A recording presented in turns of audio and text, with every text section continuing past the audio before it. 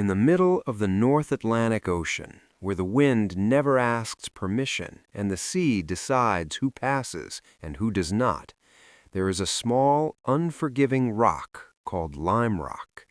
It is not a place of comfort. It is not a place of beauty. It is a place of responsibility. For generations, sailors crossed those waters at night, surrounded by darkness, cold, and uncertainty, trusting that somewhere ahead of them a single light would remain on. That light was not a symbol. It was a promise that someone, somewhere, was awake, watching, and doing their duty. Very few of those sailors ever asked who kept that promise alive, and almost no one imagined that on many of those nights it was a woman standing between them and disaster. In the mid-19th century, life along the coast of Rhode Island was harsh, isolated, and demanding. Lighthouses were not peaceful landmarks.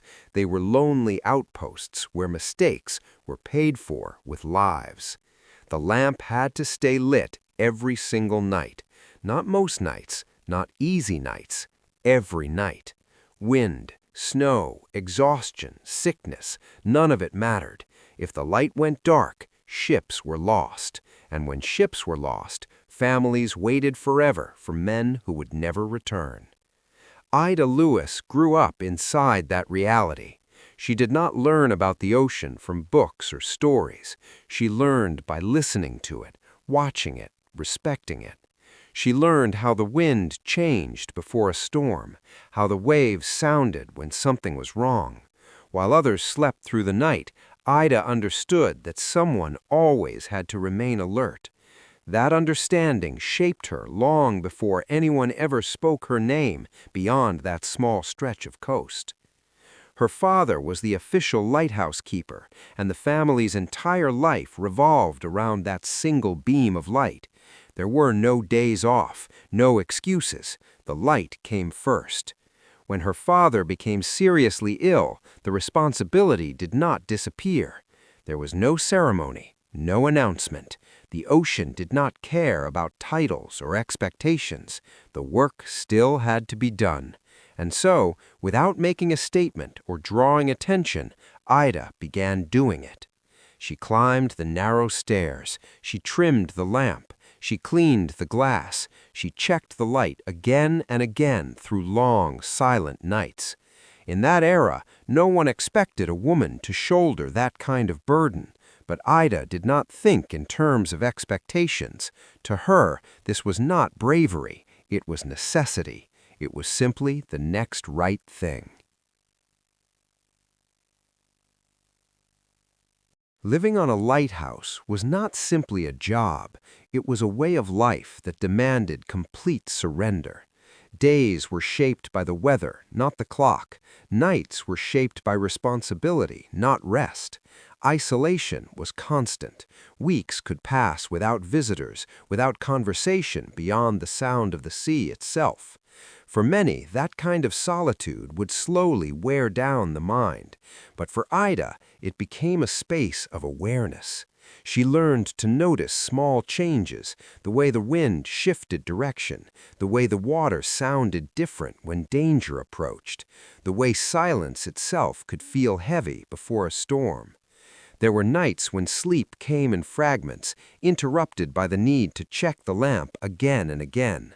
Oil levels had to be measured, the glass had to be cleaned, the mechanism had to be inspected, even when hands were numb from cold. Mistakes were unforgiving. One overlooked detail could mean a dark horizon for ships relying on that light. Ida understood this deeply. She did not rush her work. She moved carefully, deliberately, treating each task as if lives depended on it, because they did. In that era, women were not trained for maritime rescue. They were not expected to face storms or handle boats in rough seas. But Ida's education came directly from experience, from years of watching the ocean up close, from understanding its patterns and its cruelty. She knew when it was possible to act and when it was not, and perhaps more importantly, she knew when waiting would cost lives. The lighthouse did not separate her from danger. It placed her directly inside it. Storms shook the structure so violently that dishes rattled and walls groaned. Waves crashed against the rocks below with enough force to spray water hundreds of feet into the air. During winter, ice formed on the boat and oars, making every movement slower and more dangerous. Yet the light remained on, always. Ida never described these nights as dramatic. To her, they were simply part of the responsibility she had accepted. She did not frame her life as sacrifice, she framed it as duty. And that quiet understanding shaped every decision she made when the sea demanded an answer. Then came the night that would change everything. The storm arrived with no mercy. Wind slammed against the lighthouse walls. Rain lashed the rocks like thrown stones. Visibility vanished, and in the middle of that chaos, a small boat drifted too close to shore. The men aboard fought the current, but the ocean was stronger. Every wave pushed them closer to the rocks. Their shouts disappeared into the wind. There was no rescue team, no help to call. No one else was coming. Ida saw what was happening, and she understood the risk immediately. She also understood the cost of doing nothing. Without stopping to debate or hesitate, she took a small rowboat and pushed it into the storm. The water was freezing. The waves were violent. Each movement forward carried the possibility of never returning. Every pull of the oars demanded strength, balance, and resolve. Fear was present, but it did not take control. Slowly, deliberately, Ida reached the men. One by one, she brought them back to safety. When it was over, there was no celebration, no announcement, just exhausted silence and lives that would continue because she had chosen to act. That night could have been remembered as an exception, a single act of courage in a lifetime of quiet work. But the sea does not stop testing those who live beside it, and Ida did not stop responding.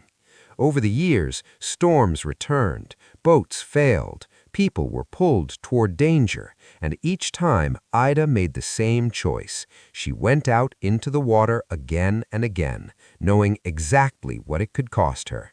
Official records credit her with saving at least 18 lives. Many believe the true number was higher. Not every rescue was witnessed. Not every risk was recorded. What mattered was that people lived who otherwise would not have. Eventually, word spread. Newspapers wrote about her. People across the country began calling her the bravest woman in America. Visitors came to see the lighthouse. Letters arrived praising her courage. But Ida never changed. She did not speak of heroism. She did not see herself as extraordinary. To her, courage was not a single dramatic moment. It was a habit, a quiet decision made again and again, especially when no one was watching. She continued her work. She kept the light burning. She faced isolation, exhaustion, and danger without complaint. Recognition was never her motivation. What guided her was something deeper, a belief that some responsibilities cannot be ignored and that doing the right thing does not require permission. Today, the lighthouse at Lime Rock still stands. The ocean is still cold. The wind is still relentless. But that place holds more than stone and salt.